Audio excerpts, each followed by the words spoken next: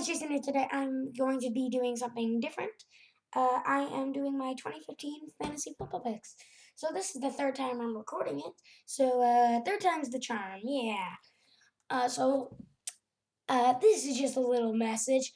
Eliot and Jeremy, otherwise known as Packer 701, don't you dare watch this video or else I will kill you because you're in my fantasy league and I am not going to let you steal my picks. Second time I've said that in a recording. But one of them got deleted. Yeah. So don't you dare watch this video unless I give you permission after the draft in the fantasy league. So yeah, basically this is going to be my 2015 fantasy football draft. So I'm in a league with about 10 or 12 people. So if you guys are in a league with about 10 or 12 people, watch away and maybe you can find something useful. These are just some J.J. Watt. That's the Odell Beckham catch. The interception at the Super Bowl. That was such a stupid decision by the Seattle Seahawks. And then there's Aaron Rodgers. And then there's a football in the middle. Yeah. So my first pick would be Adrian Peterson. I couldn't find a better picture. Yeah, I know. I could have found. Yeah, I know. You wanted some action. Oh well. So he's been really training. So basically, Adrian Peterson had a great 2013 year. He made a great comeback after his torn ACL, I believe it was, after some kind of injury. He's been as good as Eric Dickerson, who is a legend if you do not know, and he is just plain out amazing. Has a good schedule. He's going to be amazing. So, and I also have a backup. So if they're already if the initial pick is already taken, you get the backup. So my backup would be Le'Veon Bell, who has the first 3 weeks out, but otherwise, really good. And if I had to choose between Adrian Peterson and Le'Veon Bell, if Le'Veon Bell had all the season, I would still choose Adrian Peterson by like 0.0001%. Next pick. So my second pick would be Rob Gronkowski, and I think this is kind of a greedy pick because I'm almost sure he'll go first. So assuming I can get him, I have a monster team already. Assuming I can get Adrian Peterson and Rob Gronkowski, I already have a monster team that everyone will die. Nothing at all. Nothing at all. I did not just say that everyone will die. I mean, everyone will lose to me by 1,000 points if I can get him again also. But assuming he is picked, which is really, really likely, I want Jimmy Graham, who's already a great tight end, but now he's on Seattle, who can definitely pick the ball off quite a few times.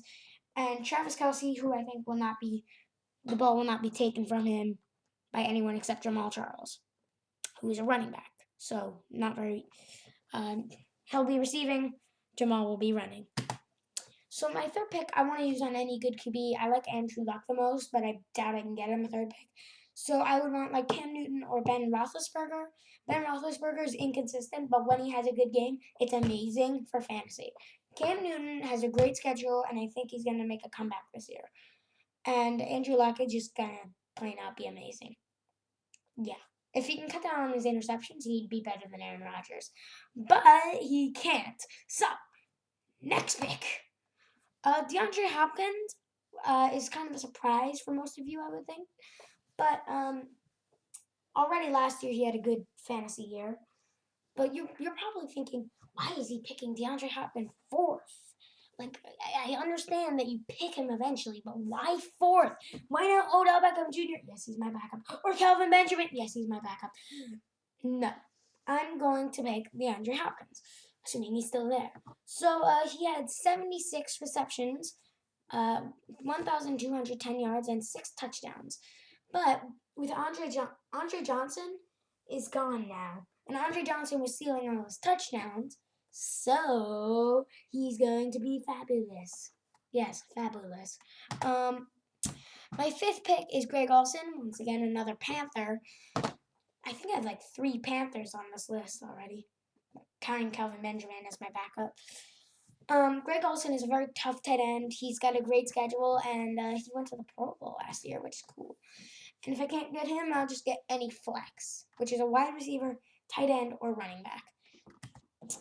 So my 6th pick is Randall Cobb. I think you guys can tell that I'm trying to go with very fast receivers, not like guys who just jump over everyone else and catch the ball and don't get any yards after catch. I'm trying to go for yards after catch kind of guys. So, and also great catchers. So I want Randall Cobb as my 6th pick. I think with a team with Aaron Rodgers and Jordy Nelson, I think Cobb often gets kind of overlooked. It's kind of ironic because Jordy Nelson is huge and he's stopping the overlooking. Huh, no. And I wrote penalized, didn't I? Whatever. I mean, he's one of the most unlikely to get injured that I know of because I don't remember him ever getting injured, even though I've only followed football for 2 years. That means nothing. For the 2 years that I followed football, I've never seen him get the slightest injury. Actually, I didn't even follow him in 2000. Oh, whatever. It does not matter. It does not matter. You don't care about this, guys. I don't think he gets injured. So if I can't get him, I'll get Danny Amendola, who I think is a very well-rounded receiver. And QB. Patriots play in the playoffs where Danny Amendola chucked it down the field to Julian Edelman off a lateral. I think it was against, no, I don't remember who it was against. No, was it against the Falcons? Why? I mean the Ravens. Next pick, never mind. I'm really stalling this. So the 7th pick, I want to pick the best defense that I can get. So I think Seattle has a very strong defense, and I think the offense can stall with the ball. So basically, you can keep the points that you start off with.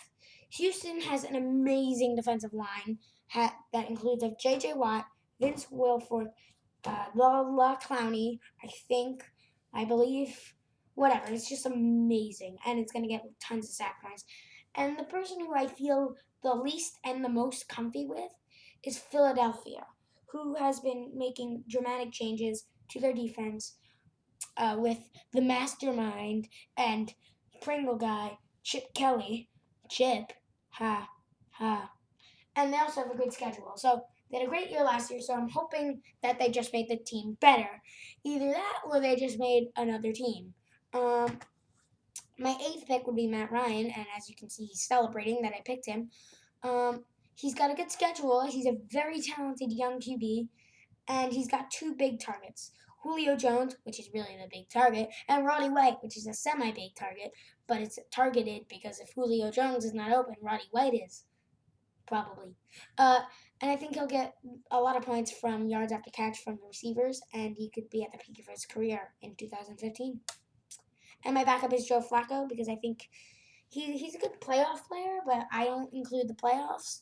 So if I was doing if I was doing playoff QBs, I would probably pick Joe Flacco, but I'm not.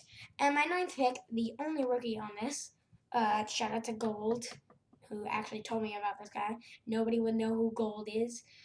So he is the only rookie that I'm picking. He was drafted by the Falcons, and now you're probably thinking, well, why do I have both Matt Ryan and Tevin Coleman, you ask?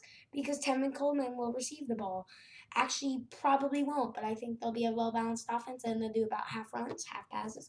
And I think the Falcons have a good offense, so, he was drafted by the Falcons, and I think he's going to be kind of underrated and overlooked. My backup is Lamar Miller, who, if I need to get him, I'm just going to hope that he's not picked already by Eliot and Jeremy, who will probably look at this without my permission, and then I will stab them in their back and look at their YouTube video. Actually, they don't have a YouTube video on fantasy. Well, I will stab them in the back and stalk them. I mean, hack their computer and find out who they're going to, next pick. So my last and final pick, who I'm making very clear that it's my last and final, is Cody Parkey. I really didn't decide on. I'm just going to say that I have 13 picks. So Cody Parkey kicking up 150 fantasy points. He's a great kicker. I'm just saying he's a great fantasy kicker. And my backup for him would be like any good kicker like Steven Gronkowski, who will probably be picked ninth. And I will swear, I mean, I don't swear, but I will like be angry because he's the best kicker and I want him. I mean, it's not whatever. So yeah, I'd use my 11th pick probably on another wide receiver. My 12th pick on a backup kicker. Actually, no. I don't need a backup kicker. Who needs a backup kicker? There are tons of ones in free agency. If you're in a 12-person league, there are tons of kickers. There are literally 24 kickers that you can choose from. So I think that you're good. Well, maybe like 20 kickers, actually, because some people may take a backup kicker. I think I'll pick another wide receiver. I might pick another flex wide receiver, running back, or tight end. And for my 13th pick, I may actually pick a backup kicker if I have nothing better to pick because I don't know what's going to be available. So, thank you guys for watching, and I will see you while you all win your fantasy league of 10 or 12 people. So, I hope you guys learned some stuff. If you like football. If you don't like football, you probably didn't learn anything because you didn't understand it. Yeah! Because I've been doing Minecraft videos, and everyone who likes Minecraft does not know football, except me, and Eliot and Jeremy. Actually, I'm sure there's a lot of... whatever.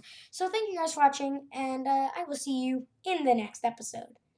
Bye-bye!